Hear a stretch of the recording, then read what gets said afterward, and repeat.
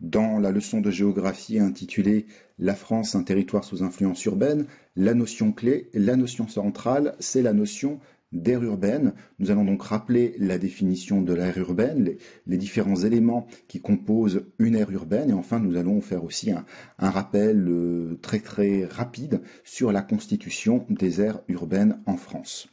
Premier élément explicatif, premier élément qu'il faut avoir à l'esprit, c'est que depuis 1850, la France connaît un phénomène d'urbanisation continue.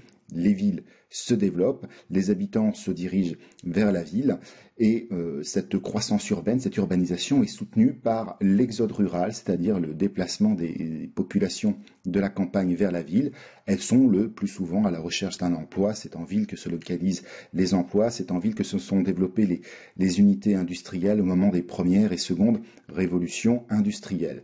Conséquence, eh bien, la population urbaine a fortement augmenté, 10 millions d'urbains en 1850, 50,9 millions en 2010 sur une population d'à peu près 65 millions d'habitants. Aujourd'hui, 82% de la population française habite en ville. La France est un pays qui est marqué par la ville et dont la population est marquée par une culture urbaine. Conséquence, eh bien, c'est le phénomène de métropolisation. C'est en ville que se concentrent les hommes, les activités et les richesses. Autre conséquence, eh bien, les villes ont petit à petit mité les espaces ruraux qui se trouvent à proximité. Elles se sont étendues sur la campagne proche. C'est un phénomène que l'on appelle la périurbanisation.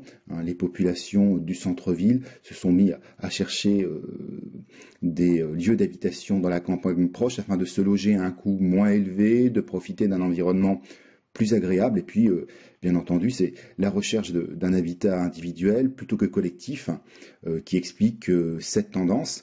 Et en s'étendant par périurbanisation, c'est-à-dire qu'en s'étendant au détriment de la campagne alentour, sur la campagne alentour, les villes ont constitué autour d'elles ce que l'on appelle des aires urbaines. Qu'est-ce qu'une aire urbaine? Eh bien, voici la définition.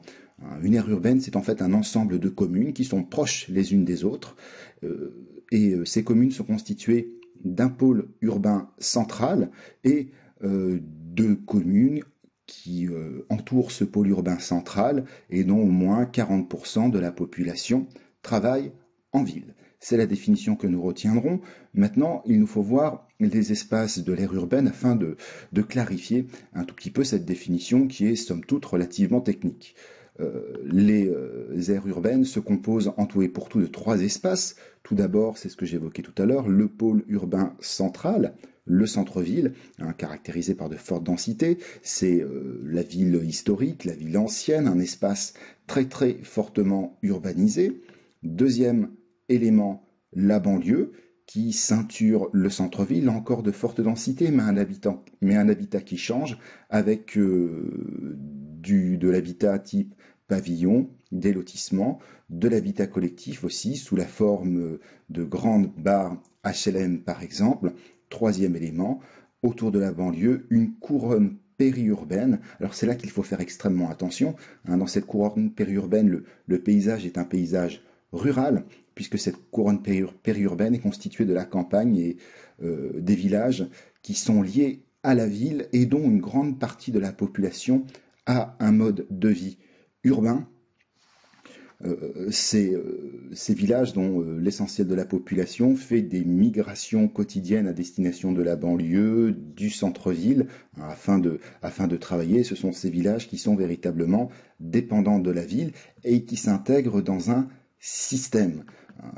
Si nous avons ici une aire urbaine, c'est parce que ces espaces sont véritablement reliés les uns aux autres et pour faciliter les déplacements quotidiens des populations, ces espaces sont reliés par de nombreux modes de transport, routes, voies rapides, chemins de fer. Le plus souvent, on schématise ainsi une aire urbaine. Alors, c'est un schéma qui a ses limites, on va le voir tout de suite, mais on voit bien que nous avons tout d'abord 3 espaces, le pôle urbain central, la banlieue, puis la couronne périurbaine, et nous voyons très bien que ces 3 espaces sont reliés par un certain nombre de moyens de circulation qui permettent aux habitants de migrer à l'intérieur des zones urbaines pour le travail, pour les loisirs ou pour des dépenses de consommation. Alors, ce schéma est très très artificiel puisqu'on s'aperçoit bien que, on se doute bien que les 3 espaces de l'aire urbaine ne constituent pas comme cela 3 cercles très très réguliers. Voici une image satellitale de l'aire urbaine de Lyon. Nous voyons ici des tâches qui sont vraiment beaucoup plus irrégulières, mais des tâches qui sont organisées, centre-ville, banlieue, couronne périurbaine, et des espaces qui sont reliés. Ici, j'ai repassé en bleu tout ce qui est voie rapide et puis autoroute. Dans cette aire urbaine, les 3 espaces n'ont pas la même importance. Le centre-ville, c'est l'espace le plus peuplé, mais c'est actuellement l'espace qui est peu attractif en raison des très nombreuses nuisances liées au centre-ville, et c'est un espace que les populations ont tendance à quitter.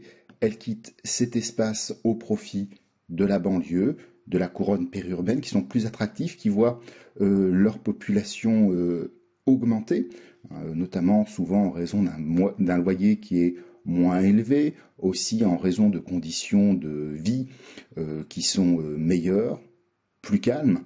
C'est véritablement l'attraction de la campagne qui alimente le peuplement de la couronne périurbaine.